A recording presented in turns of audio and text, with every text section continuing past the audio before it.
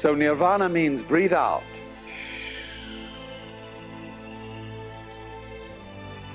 Whew, what a relief that was. The sigh of relief. Let it go. Because it'll come back to you if you let it go. But if you don't let it go, you'll just suffocate. So a person in the state of nirvana is what we might call a blown out person.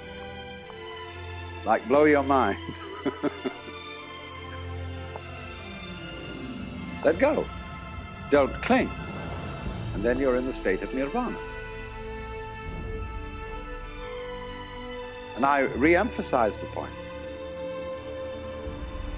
This is not, I'm not preaching, see? I'm not saying this is what you ought to do. I'm simply pointing out a state of affairs that is so. There's no moralism in this whatsoever. It's simply pointing out, like, if you put your hand into the fire, you'll get burned.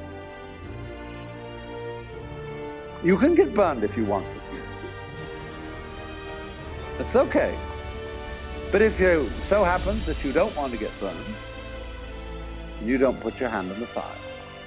So in the same way, if you don't want to be in a state of anxiety all the time,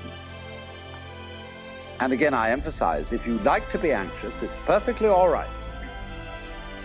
If that's, see, Buddhism never hurries anyone on. They say, you've got all eternity through which to live in various forms. And therefore, you don't have just one life in which you've got to avoid eternal damnation. You can go running around the wheel and the rat race and play that game just as long as you want to, so long as you think it's fun. But if there comes a time when you don't think it's fun, you don't have to do it. So I wouldn't say to anyone who disagrees with me and who says, well, I think we ought to engage the forces of evil in battle and put this world to right, and so on and so forth, and arrange everything in this world so that it's all up. Try it, please. It's perfectly okay. Go on doing that. But if you see that it's futile, then you can let go. Don't try to cling. Relax. And if you do that, you're in the state of nirvana, and you become a Buddha. And of course it means that you become a rather astonishing person.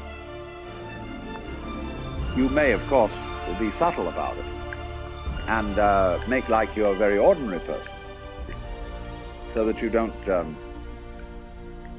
get people mixed up.